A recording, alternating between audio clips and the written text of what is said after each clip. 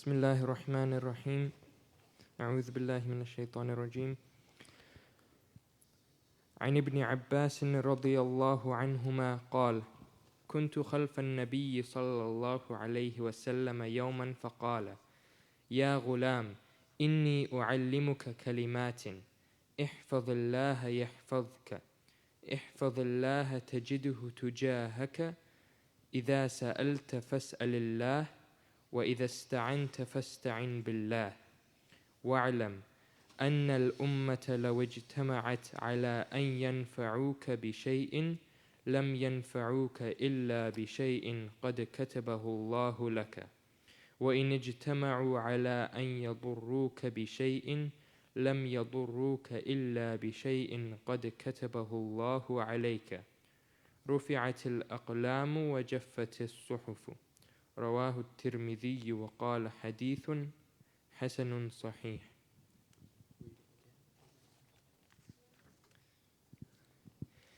Ibn Abbas radiyallahu anhuma said, one day I was riding behind the Prophet sallallahu alaihi wasallam when he said, O boy, I will instruct you in some matters. Be watchful of Allah, He will preserve you. Safeguard His rights, He will be ever with you. If you beg, beg of Him alone. And if you need assistance, supplicate to Allah alone for help. And remember that if all the people gather to benefit you, they will not be able to benefit you except that which Allah had foreordained for you. And if all of them gather to do harm to you, they will not be able to afflict you with anything other than that which Allah had predestined against you. The pens had been lifted and the ink had dried up.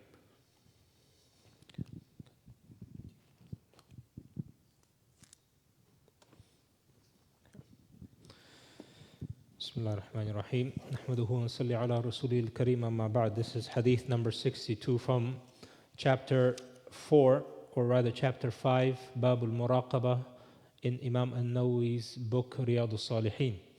This is hadith of Ibn Abbas radiyallahu anhu, the most well-known hadith of his. Ibn Abbas radiyallahu anhu, he was the cousin of the Prophet sallallahu alayhi wasallam. His name was Abdullah, and he was the son of al-Abbas. And his grandson, meaning Abdullah ibn Abbas's grandson, was the founder of the Abbasi Khilafah. So Abdullah ibn Abbas's grandson was the founder of the Abbasi Khilafah. Ibn Abbas radiallahu anhu, he was about 3 years old when the Prophet ﷺ made hijrah from Mecca to Medina. He was 3 years old. So when do you think he memorized this hadith from the Prophet ﷺ? That means probably he was about 9, 8 years old. And so the Prophet, and this is one of the very few hadiths that Ibn Abbas radiallahu anhu heard directly from the Prophet ﷺ. Even though he has narrated more than 1,600 hadith that we know of in the authentic collection. And this is one of the few ones that he personally heard. All the other ones he heard from other senior Sahaba. Okay? So Abdullah ibn Abbas, and he's known as one of the 5 Abdullahs. One of the 5 Abdullahs. Abdullah ibn Mas'ud, Abdullah ibn Umar, Abdullah ibn Abbas, Abdullah ibn Amr. Who can tell me the 5th one? Yeah. He's known as one of the 5 Abdullahs. Abdullah ibn Zubayr. So, but anytime you hear the word Abdullah, who does it refer to? It refers to Abdullah ibn Mas'ud. Yeah, because he was the eldest and the most knowledgeable amongst them. The Prophet ﷺ, he taught him at such a young and tender age. He said, Ya ghulam, oh boy, inni u'allimuka kalimatin. I'm going to teach you some words. So listen up. he's getting the attention of this young boy because he knows that this young boy, whatever he says, he's going to absorb it and he will have a longer life than the older senior Sahaba. And this was always the methodology of the Prophet ﷺ, that he would, when he would see a young Sahabi, he would give him special attention. Like Anas ibn Malik, like Mu'adh, which we mentioned yesterday, like Abdullah ibn Abbas, Abdullah ibn Umar, Jabir ibn Abdullah. These were the young Sahaba that the Prophet ﷺ made sure to give them special attention, because he knows that these are the ones who's going to take his words, absorb them, and be able to teach it to others. So he is calling him, oh boy, ya ghulam, inni u'allimuka kalimat, I'm going to teach you a few words. Ihfadillah yahfadhk. Protect Allah, or be mindful of Allah. Protect Allah and Allah will protect you. What does that mean? Protect the sharia of Allah, meaning protect the commandments of Allah and stay away from the prohibitions. That's the meaning of protect Allah, i.e. protect the commandments of Allah and stay away from His prohibitions. Allah will protect you. What does it mean Allah will protect you? The scholars, they gave two opinions on this. They said that it means, number one, Allah will protect you in terms of your worldly affairs, your senses, your eyesight, your hearing, your wealth, your health. This is how Allah is going to protect you. Also, it means that Allah is going to protect your religion from being corrupted, from being lost. If you protect Allah, Allah is going to protect you. This is what it means. Ihfadillah yahfadhka. Ihfadillah tajidhu tujahak. Protect Allah and you will always find Him wherever you are. Or you will always find Him before you. Both of them are correct. You will find Him wherever you are. When we remember Allah subhanahu wa ta'ala, when we are happy, Allah will remember us when we are sad. When we remember Allah when we are doing well and healthy, Allah will remember us when we are not doing so well or when we are sick. When we remember Allah, but when do we actually remember Allah? Wallahi, just today, subhanAllah, I was thinking about how me personally, I need to increase in my dua before a calamity befalls me. And then when I'm making dua to Allah, maybe Allah will not listen to my dua. Because we mentioned this before, who carries our dua to the heavens? The angels. When you keep on making dua to Allah, the angels keep on hearing the same voice. And so it's a recognizable voice. And so they will take it to Allah for acceptance. This is their duty. Allah doesn't need them to do it. This is the dominion. This is Allah. Allah subhanahu wa ta'ala, He's the king of all kings. This is what He does. He has angels that are responsible for vegetation, for rain, for water, and so on. But when we don't make dua during our good times, the angels will say, and this is instructed by Allah, that we don't hear, this is a very unfamiliar voice. And so your dua is not taken up further than the first heavens. We need to really get into the habit of making dua. When is the best time we make dua? Right after adhan. We have 5 to 10 minutes that we could actually spend between the adhan and the iqamah. The dua is accepted. 30 minutes or so, 1 hour or so before the Friday Maghrib prayer, between Asr and Maghrib. The Prophet ﷺ, he said that there is an hour on a Friday in which if you were to ask Allah, it would be accepted indeed. And the scholars, they define this, they have probably 10 different opinions on this.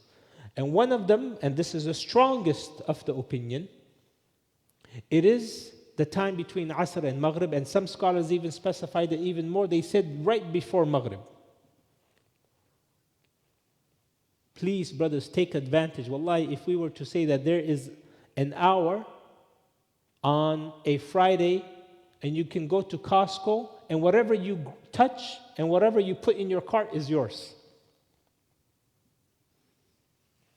What do you think we're going to do? Wallahi, we're even going to take our little kids and give them a shot. You know, the ones that we put in the cart, say, no, you don't need the cart. You push the cart. Even those little kids that we put in the cart, we're going to say, you forget about that. Today you push the cart. Anything you touch, anything you put in the cart is yours. Everyone will take advantage. In fact, wallahi, people will spend the night. Thursday night, they will spend the night in Costco. This is not advertising for Costco. People will spend the night in Costco just so that way they can be the first people in line. You don't believe me? Look at Black Friday and it's not Black Friday, it's actually White Friday. Yeah, these people, anything that's holy to us, they put everything negative. But what they call Black Friday. Before Amazon and these websites existed, about 10 years ago, what happened? They used to be like in Best Buy, in Costco, there used to be people camping there just to get the deals. For example, $1 TV or $1 microwave, whatever it was. People used to bring their tents and their blankets and they used to camp out there. 1 hour on a Friday, any dua is accepted. Wallahi, we would wake up Thursday night for tahajjud just to take advantage of it. Because that's when the first opinion starts. That's what some of the scholars said. It is that time. Okay? And anything you ask, imagine you say, oh Allah, protect my religion. From ever, my religion and the religion of my family from ever being lost. For 7 generations, until Yawm al-Qiyamah. Don't you think that's a musibah? Imagine 100 years from now, your great-grandkids are no longer Muslim. I've seen it. I went to South America. I went to Chile and Peru. I saw the grandkids, not even the great-grandkids. Some of them great-grandkids. I saw the grandkids of Muslims coming from Muslim countries. Jose Abdul, Jorge Muhammad, and you go to their graveyards, and he has the cross. This is a dua, wallahi, you will sacrifice every Thursday night just to make this dua. So you can catch that. Ihfadillaha tajidhu tujahak. Protect Allah, and Allah will protect you. And protect your whole lineage from being corrupted with kufr. إِذَا سَأَلْتَ فَاسْأَلِ اللَّهِ. If you're going to ask Allah. This makes sense both Islamically and rationally. Why are we ever going to ask people who themselves are in need of Allah? Doesn't make sense. Why are you ever going to ask a human for anything that he himself is in need of Allah? And second, humans by nature do not like to give their time and their wealth. So do not degrade yourself by asking them. Anything you need, you ask Allah subhanahu wa ta'ala. And this is the principle that the Prophet ﷺ is teaching Ibn Abbas. إِذَا سَأَلْتَ فَاسْأَلِ اللَّهِ وَإِذَا اسْتَعَنْتَ فَاسْتَعِنْ بِاللَّهِ. If you're going to seek help from Allah. وَاعْلَمْ, and know أن الأمة لو اجتمعت على أن ينفعوك بشيء لم ينفعوك إلا بشيء قد كتبه الله لك. If the whole world gathers together to give you benefit, they will never benefit you unless Allah wills it. What does this mean? This does not mean that if the world comes together to benefit you, that they can never benefit you. Full stop. No, it doesn't mean that. It means if Allah did not will for their benefit to reach you, then they cannot. Do you understand? Does that make sense? And if they come together to harm you, they can never harm you until Allah subhanahu wa ta'ala has willed for that harm to come to you. Why? رُفِعَتِ الْأَقْلَامُ وَجَفَّتِ الصُّحُفُ. That the pens have been lifted and the ink has been dried. What does that mean? That means the qadr, the preordainment, everything is done. 50,000 years before the creation, Allah, the first thing He created was what? The pen. And He commanded the pen to write. And they said, the pen asked, what should I write? He said, write everything until the Day of Judgment. Of course, the pen was commanded, i.e. the pen, Allah gave that power to the pen to write down everything. Meaning what? Meaning everything that is happening right now, even our speech and who's in attendance and who is sitting where, this was already recorded by Allah. However, this does not mean that now we don't have free will. It just means that we have free will. And Allah knows what are the choices we are going to choose. What did Allah do? He wrote it down. Why did He write it down? He wrote it down for many reasons. The number one reason concerning our topic is to tell us His all-encompassing knowledge and how we need to be watchful of Him. Does that make sense? Remember, the knowledge of Allah consists of 4 things. Whatever is happening right now, Allah, He knew of it. It doesn't mean Allah, He is forcing us to do it. He knew of it and He wrote it down in the book in order to show to the angels and the rest of the creation, He knew all of this.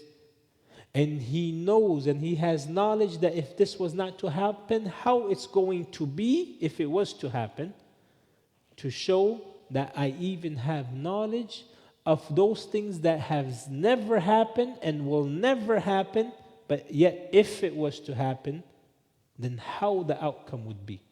That is the complete knowledge of Allah. Something that is beyond any of our imagination. So, what do we do? A Sahabi, he asked the Prophet ﷺ, he said, O Prophet of Allah, explain to me about the qadr as if we are just created right now. Meaning, explain it to me in simple words. Are we forced to do anything? The Prophet he said, was the qadr written? And we are now, or rather, he asked them. He said, what we are doing right now, was this written or is it being written? The Prophet ﷺ, he said, no, it was written beforehand. So this Sahabi, he asked him, he said, so why are we doing the good deeds? So the Prophet ﷺ, he said, continue to do those good deeds because those deeds that were destined for you, that were written for you, they're just going to come very easy for you. Meaning, for example, Salatul Isha. If it was written that you will be coming to Salatul Isha, you won't even think twice. But when it's not written that you will come for Salatul Isha, you will make 100 excuses not to come. Does that make sense? Whatever, and that's in another hadith, that the people of Jannah, Allah subhanahu wa ta'ala will make easy for them the deeds that will enable them to enter into Jannah very easily. And the people of Jahannam, Allah will make those deeds easy for them so that way they can go to Jahannam. And this is from the mercy and from the justice of Allah subhanahu wa ta'ala. The takeaway point brothers and sisters, take your kids' education seriously. When there is even one sentence of advice that you can give them that. Don't give them a huge lecture. You could just give them one sentence. Maybe on a special occasion, maybe, for example, you are traveling. Maybe you say, look, we are, on vacation. Let's take this, and you see an opportunity to give them an advice that's pertinent with that particular event. Do that. Because it will leave an everlasting impression, a footprint on them, inshallah. Don't take your kids as if they don't know, even though if they are not paying attention or listening. The kids, they are such that they may be running around and playing in the background and yelling, yet whatever you are telling them is still being imprinted subconsciously in their mind. That's the thing about kids. Don't ever underestimate your kids, and they will remind you of this, inshallah, when you grow up, or when they grow up, or when you are in the grave, and inshallah they will be making dua. May Allah subhanahu wa ta'ala forgive us for all of our major and minor sins. May Allah protect us and our family from every evil, from every harm. May Allah subhanahu wa ta'ala protect us from shirk and kufr, from losing our religion. May Allah protect our lineage until the day of judgment from ever disobeying or renegating against the religion of Islam. May Allah keep us steadfast in our kids, in our entire lineage until the day of judgment. May Allah keep us steadfast upon His obedience, upon His religion, upon the sunnah of the Prophet sallallahu alaihi wasallam. Subhanakallah wa bihamdika ashhadu an la ilaha illa anta astaghfiruka wa atubu ilayk.